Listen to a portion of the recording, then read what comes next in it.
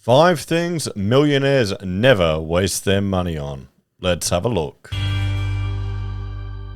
Hello everyone, Florian here and welcome to another episode of HeiseSays. Grab your, well, I don't have my stein, I've got my cup of coffee with nice flowers and birds on it. There we go, that fits the brand perfectly.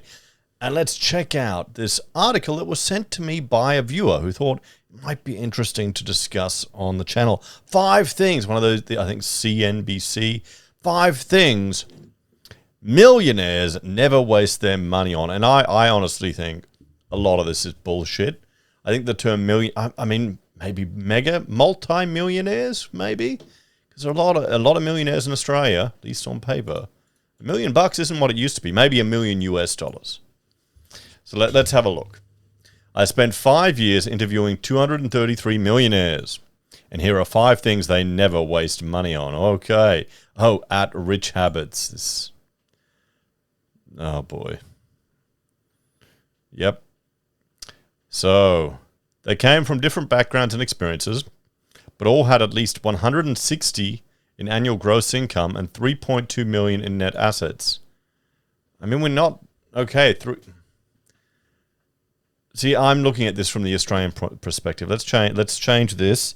3.2 million USD to AUD. AUD. Boom. 4 million. 5 million bucks Australian. So you've got $5 million Australian, we'll say. These are the people that he's talking about in assets. In assets, and what's the income? $160,000 a year.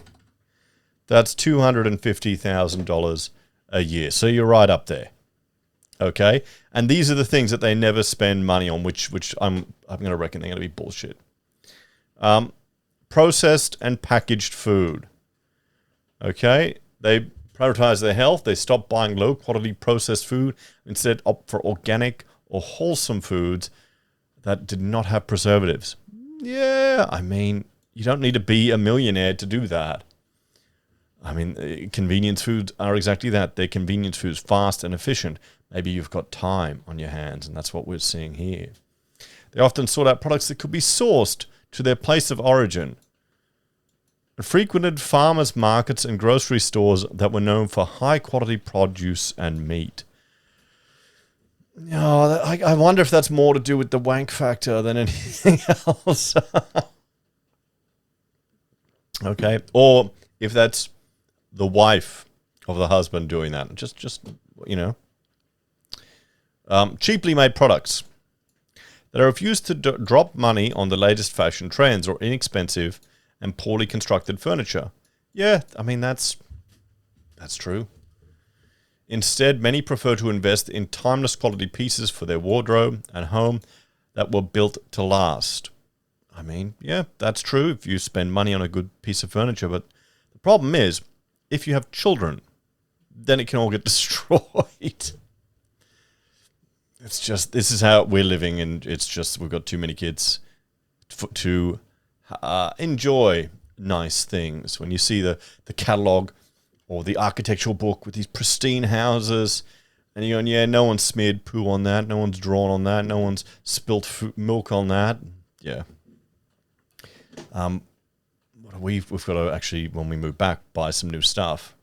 We're waiting. But all my furniture, the bookcases here, all the desks here, that's hand-stained structural plywood that we've sanded, and it's purposed from office desks to furniture. Does the job. Often the cost is 2 to 3 times more than the low-quality clothing and furniture, but they were comfortable making bigger purchases because it would still be less expensive than constantly replacing cheap craftsmanship. Now, I wonder, I mean, my R.M. Williams, they're $500 shoes, or now getting even more expensive than that. That's certainly more expensive than cheaper pairs.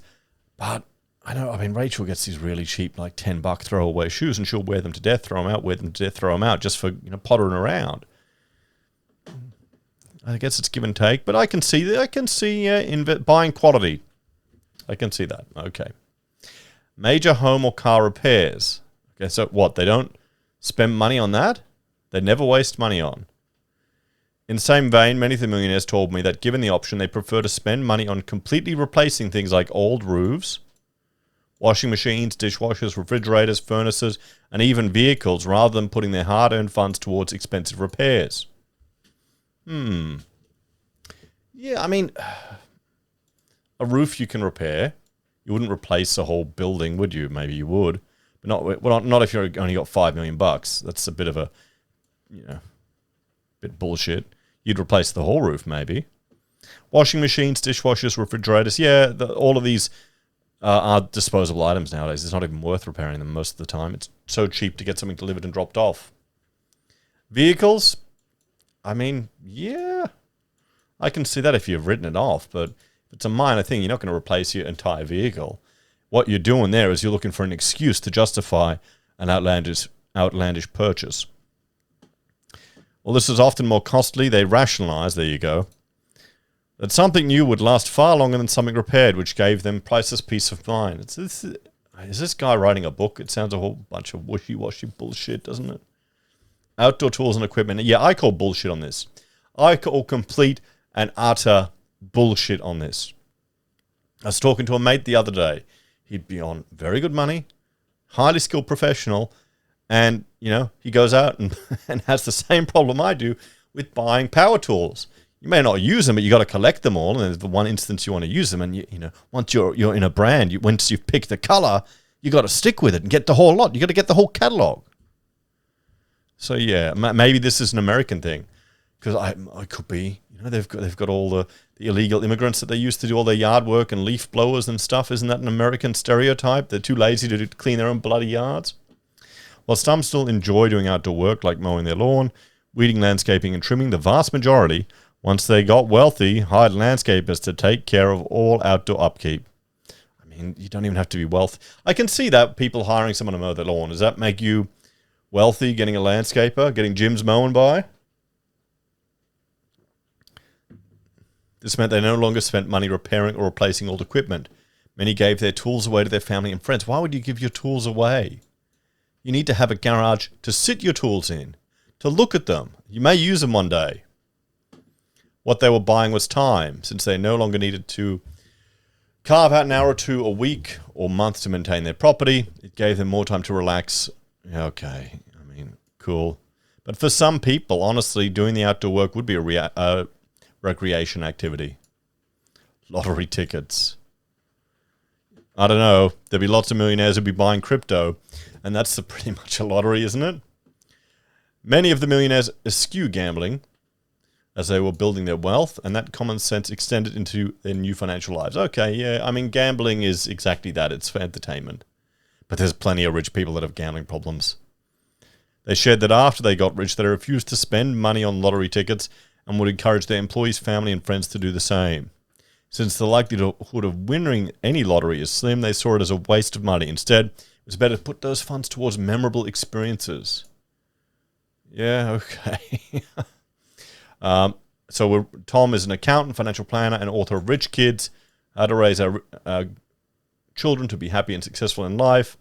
Effortless Wealth, I don't believe that exists. Change Your Habits, Change Your Life. Rich Habits, Poor Habits, Rich Habits, the Daily Success Habits of Wealthy Individuals. I think he's got a strategy here that he's pushing for. I mean, what do you reckon, guys? Let's have a chat about this, eh?